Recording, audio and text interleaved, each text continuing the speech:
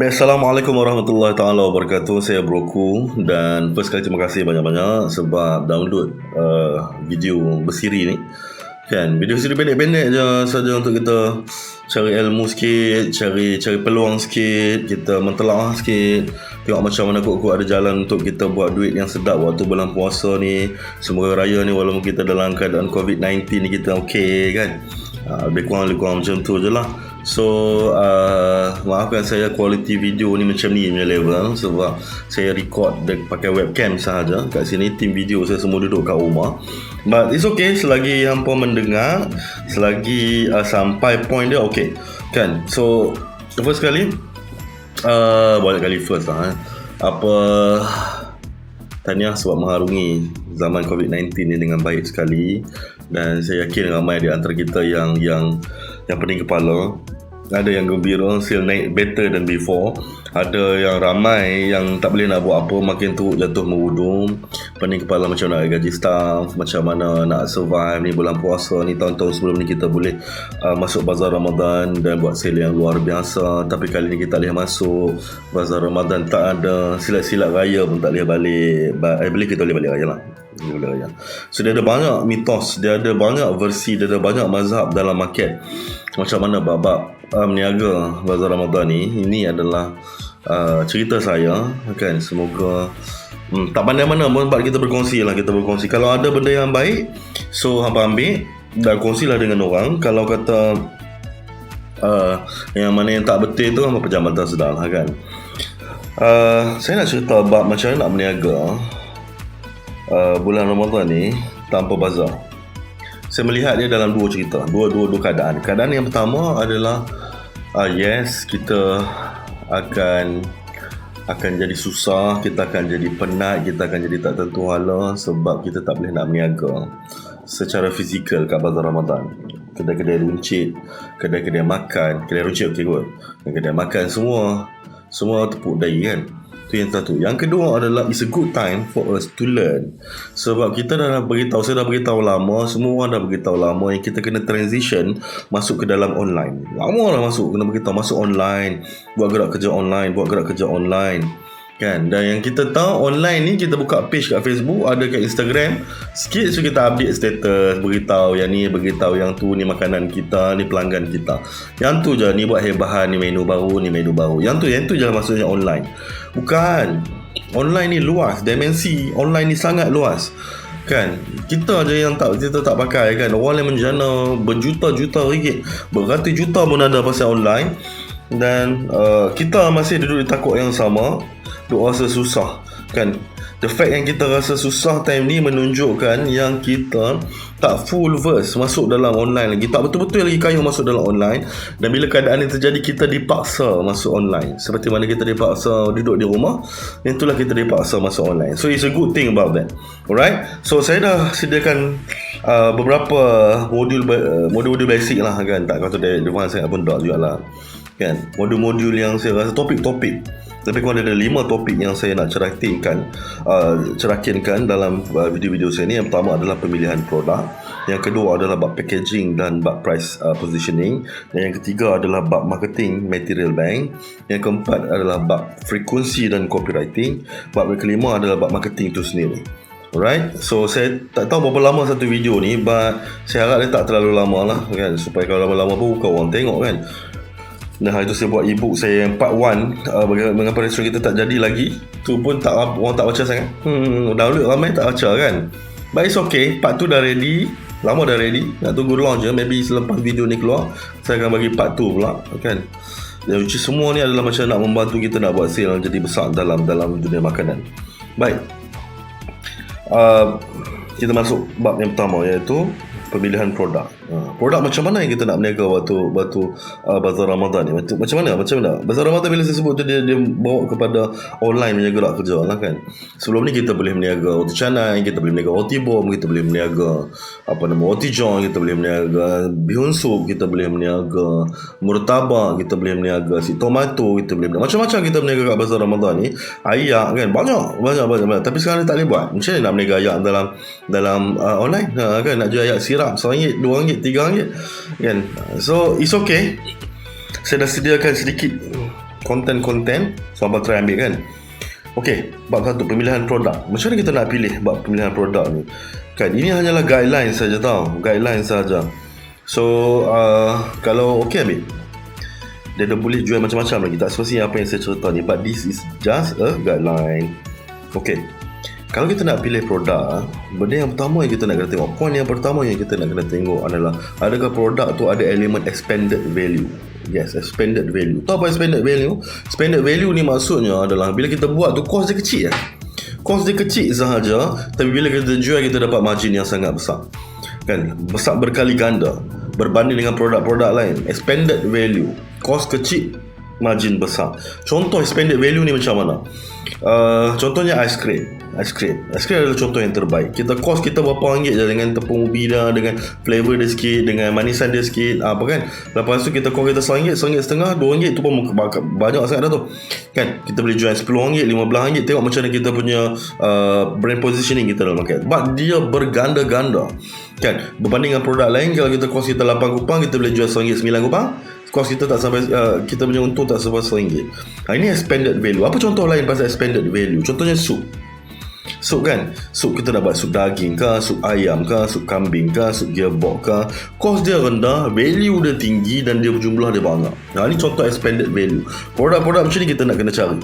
Cari-cari produk yang ada expanded. Maksudnya kos kita rendah dan margin kita besar. Sebab apa kita nak margin kita nak kena besar? Sebab bila kita masuk dalam online, katalah kita menggunakan platform marketing yang berbayar, paid marketing, dia ada cost customer acquisition. Macam mana nak dapatkan satu customer tu, dia ada cost dia kan. Dia ada, kalau kita nak guna SBS, kita nak guna Insta Ads, dia ada cost dia. Berapa cost per customer dia, cost per lead dia macam mana.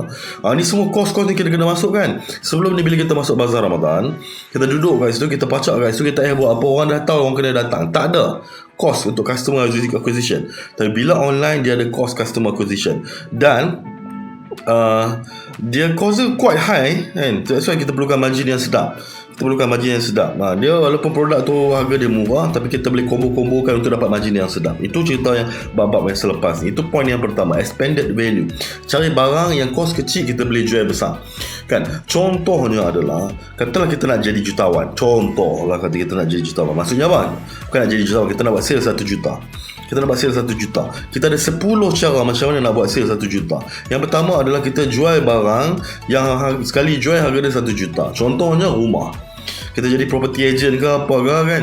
Kita jual rumah. Satu rumah tu 1.2 juta. Kita jual, kita dapat sale 1.2 juta. Itu contoh yang pertama. Yang kedua adalah, tangga yang kedua adalah kita jual barang RM500,000 tapi kita jual kat 2 orang kan. 2 orang beli barang RM500,000, kita dapat 1 juta. Sama yang ketiga, kita jual barang yang harga dia RM100,000, kita jual kat 10 orang. Setiap seorang beli RM100,000 dapat 1 juta. Dia turun sampailah ke bawah sekali. Kita jual 1 juta produk yang harga dia RM1. So kita decide produk macam mana yang kita nak buat, angle macam mana. Sebab di tangga-tangga ni dia bawa connotation yang berbeza. Dia bawa gerak kerja yang berbeza. Gerak kerja yang luar biasa macam ni, gerak kerja yang biasa-biasa macam ni, gerak kerja sale macam ni, gerak kerja branding macam ni. So kita kena tahu kat mana yang kita duduk. So kita decide based on kita punya capacity, modal kita berapa, team kita berapa, kemampuan kita berapa. Dan kita tahu aku boleh jual produk yang harga RM1,000 sahaja, aku jual produk yang harga RM30 sahaja. Dan jual produk apa dekat online ni semua boleh pergi, insyaAllah. Walaupun harga dia RM1 juta. Of course juta tu akan, kalau jual rumah dia tak semati dekat online tu jual closing RM1 juta. Tapi kita boleh dapat leads daripada online dan kita boleh ada bertemu muka lah, face to face selepas tu untuk pergi tunjuk rumah tu. But point dia, leads sudah datang daripada online. Masalahnya kita jual apa pun tak pernah gunakan online. FBS tak pernah pakai, Google Ads tak pernah pakai, Insta Ads tak pernah pakai. So sekarang ni kita menggelabah. Alright, kembali pada point kita, expanded value. Kita kena tengok satu produk, margin rendah, cost rendah, margin dia tinggi. Itu yang pertama. Yang kedua adalah, kalau boleh dia mesti ada elemen rare sikit. Dia mesti ada elemen rare. Kita kena nak jual produk ni, mesti dia ada rarity ni, uniqueness. Dia mesti berbeza. Cari jalan untuk kita punya produk jadi berbeza. Sebab apa? Dalam market ni dia ada 2 jenis gerak kerja. Satu adalah kita nak lawan macam mana dengan competitor kita. Siapa lebih dahsyat, siapa lebih better. Siapa better dia menang. Kan, sesuatu. Yang kedua adalah dari segi rare. Kita jadi berbeza. Rare ni berbeza lah maksud dia. Kan? Dan saya punya mazhab, saya tak suka nak lawan siapa lebih better. Kan? Tukang masak siapa lebih sedap, budget marketing siapa lebih besar, siapa punya team yang lagi dahsyat. Kita lawan kat situ, kita kalah. Sebab apa? Kita new player. Kan? Contoh kalau kita nak berniaga dodoi. Kita nak baru berniaga dodoi hari ni. Kan? Bulan puasa ni lah kita baru nak start berniaga dodoi.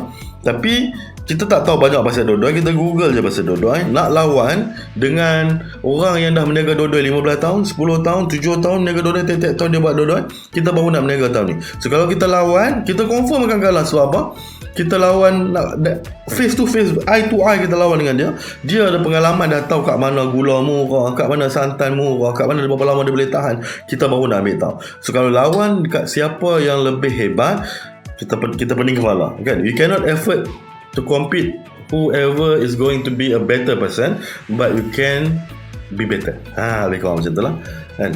Kita boleh jadi kita boleh jadi different, kan? Better, kita kan jadi different. Kita kan jadi different. So kita kan ada rare. So setiap rare ni macam mana? Rare ni adalah kita nak masukkan elemen innovation. Elemen innovation ke dalam food tu, kan? Sebab orang Melayu kita ni, dia suka benda-benda yang magic. Dia suka benda-benda yang pelik-pelik. Dia nak try rasa, dia nak try tengok rasa, nak mencuri perasaan. Sekarang ni zaman media sosial, lagi senang maklumat tu sampai. Kita pun tengok macam ni, orang bubuh kat sini, orang bubuh kat sini, orang gantung kat sana kat produk, sampai kita tahu ni nak pergi rasa. Rasa pun biasa tu, kan? Rasa biasa tu saya tak tahu nak kata apa lah, kan? Apa boleh rujuk dalam ebook saya tu, 13 sebab mengapa restoran kita tak jadi lagi. Dalam tu saya sediakan sebab apa tak jadi, kan? Semua tu free lah. Dan ini bila kita nak lawan, kita kena buat umpan, nak kat market, nak bagi dia reason. Sebab kalau kata saya digombak, kan, saya digombak, lepas tu ada orang buat rare, orang kedai makan dekat contohnya Shah Alam, dia jual nasi lemak yang sedap. Dia nak lawan kod sedap dah.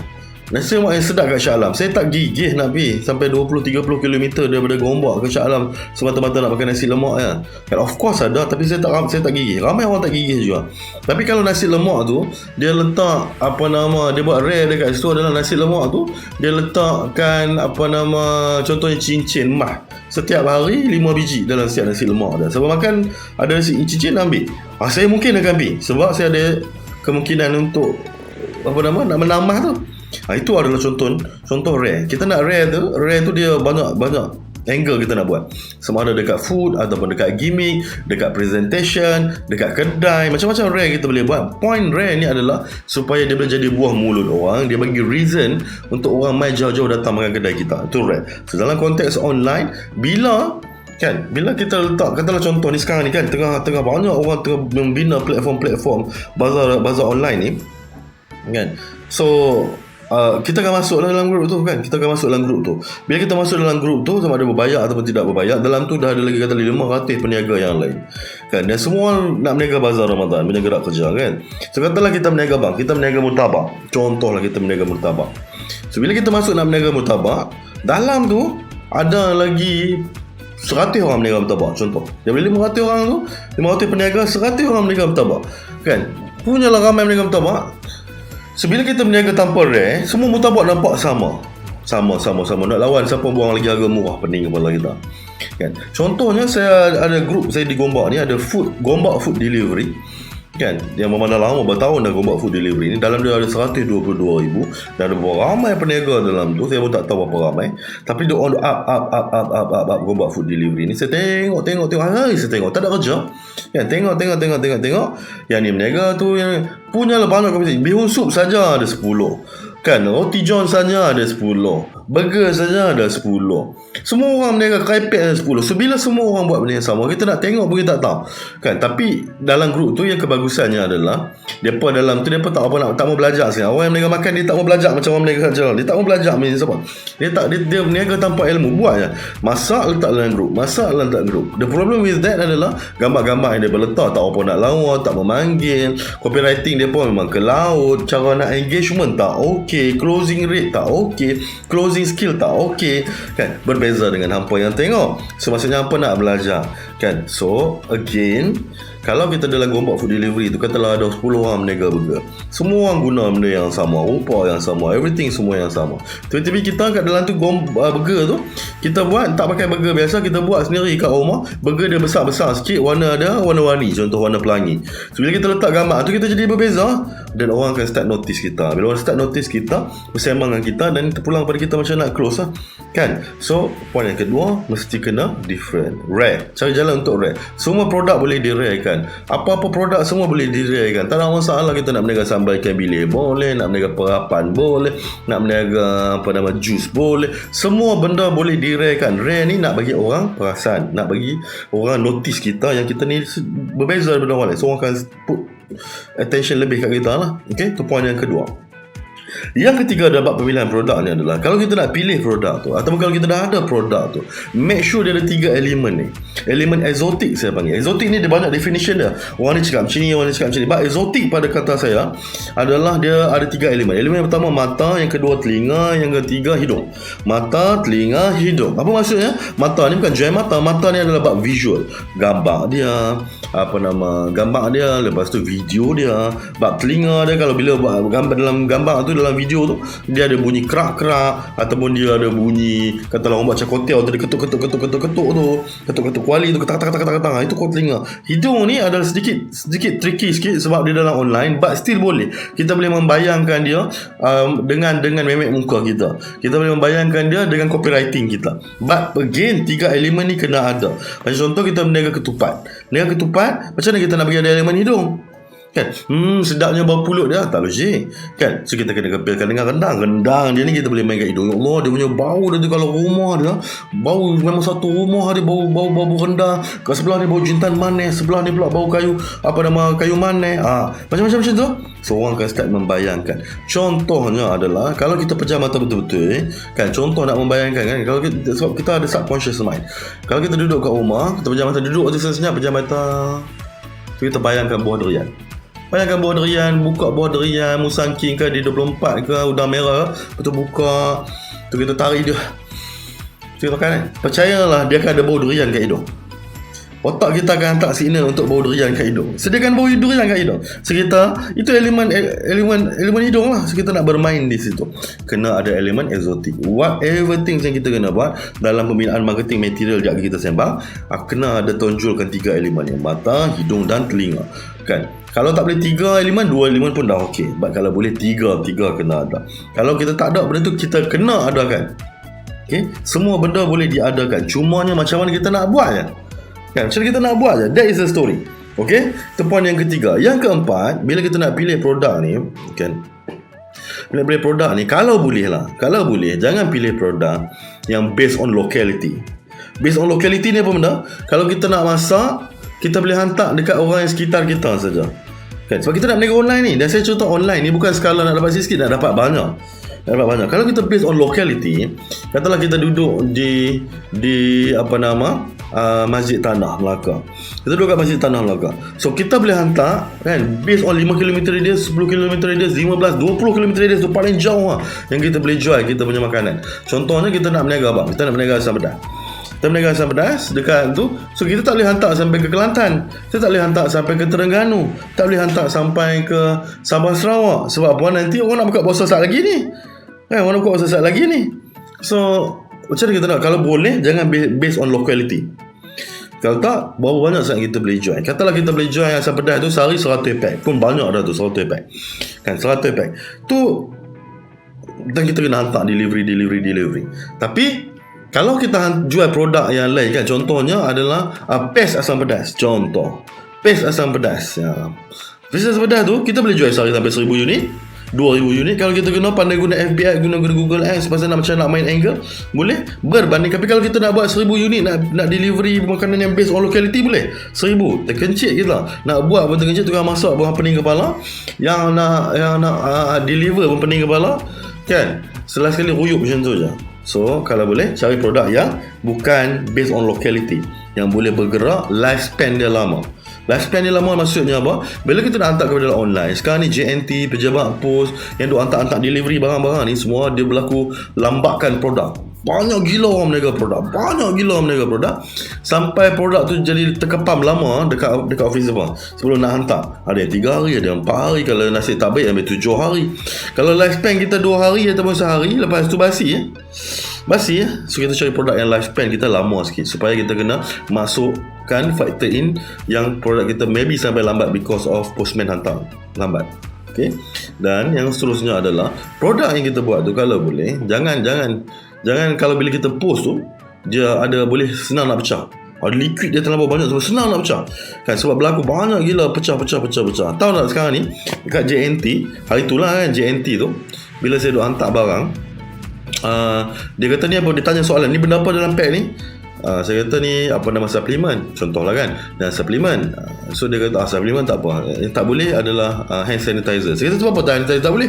Sekarang ni hand sanitizer dia perlukan. Dia kata hand sanitizer dia banyak yang dah pecah dalam lori. Bila pecah dalam lori, habis rosak semua benda. So dia tak bagi. So kalau kita buat produk, kita pastikan liquid kita tu tak terlampau banyak, ataupun kalau boleh tak ada liquid langsung, supaya dia senang nak bergerak online.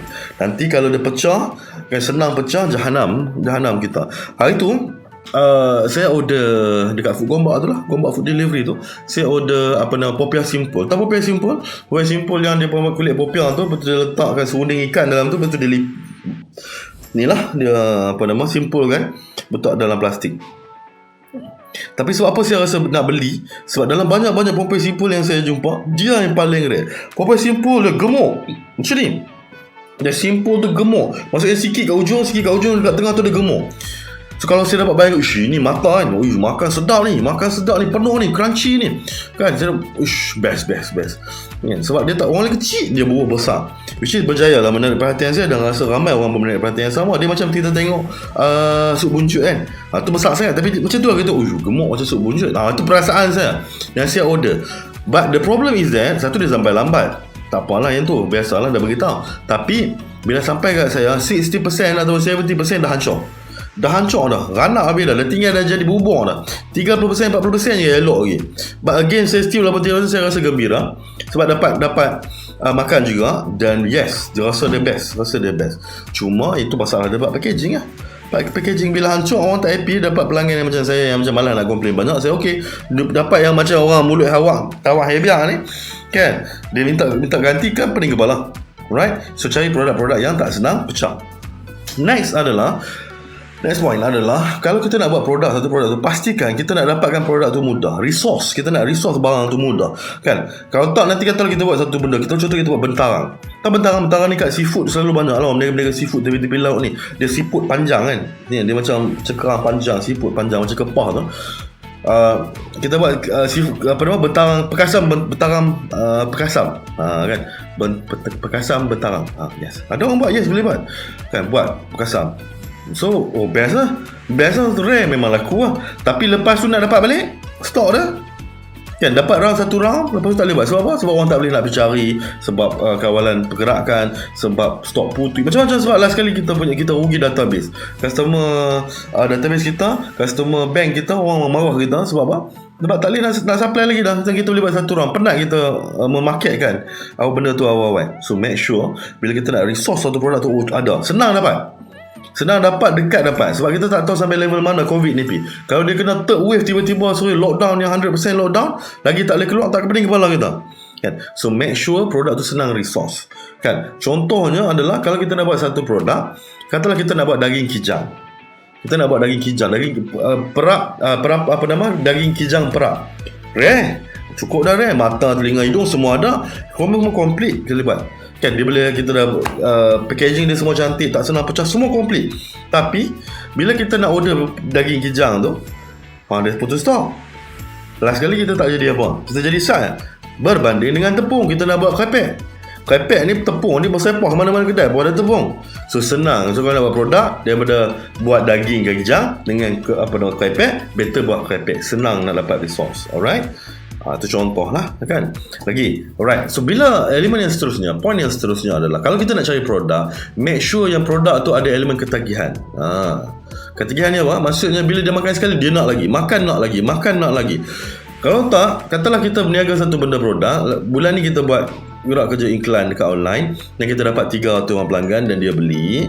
Lepas tu esok kita nak kena buat lagi 300 orang lagi pula, lusa nak buat lagi 300 lagi pula, sampai habis Ramadan. Setiap hari cari pelanggan baru, setiap hari cari pelanggan. So setiap hari tu, setiap pelanggan tu ada kos nak dapatkan customer acquisition yang saya cakap tadi tu. So kan pening kepala. Kalau kita ada satu produk yang ada elemen ketagihan, makan.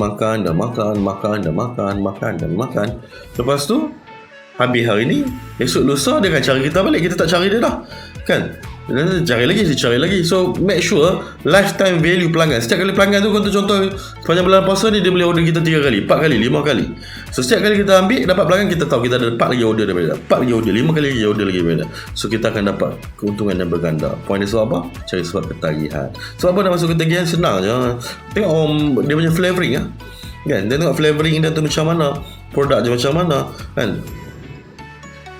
So lebih kurang macam tu. Alright. So kena ada elemen ketiga. Itu bab pemilihan produk.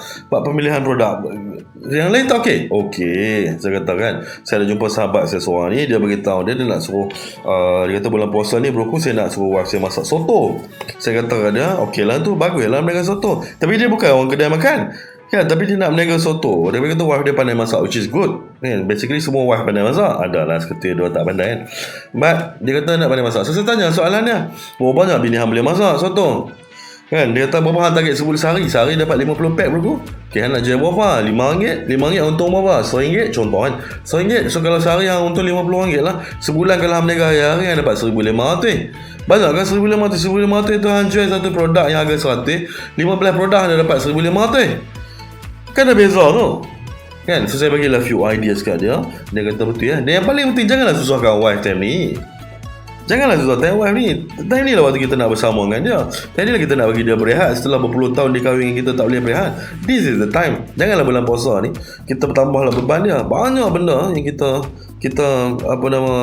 boleh jual, kan? Boleh jual waktu bulan puasa. Alright. Point yang seterusnya adalah, bila kita nak berniaga online ni, dia ada banyak kategori of people, kan? A few types of people. Yang pertama sekali adalah dia memang nak buat sendiri. Dia memang ada kedai makan, dia ada facility kedai makan, staff dia ada, dia memang dah biasa berniaga. Setengah orang lagi adalah dia dah biasa berniaga kedai makan, tapi dia tak ada team, kan? Dia tak biasa berniaga makan ke, kan? Maksudnya satu yang dah ada experience, satu yang tak ada experience, atau facility. Dua.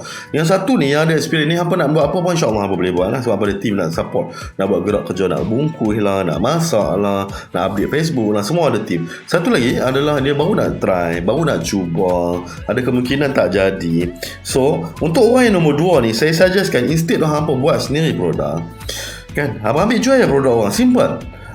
Belajar dulu tahun ni, belajar dulu awal-awal, tak ada masalah, tak ada siapa beritahu jadi agent, jadi dropship produk orang ni dia boleh jadi miskin, tak boleh jadi kaya. Tak ada, kan?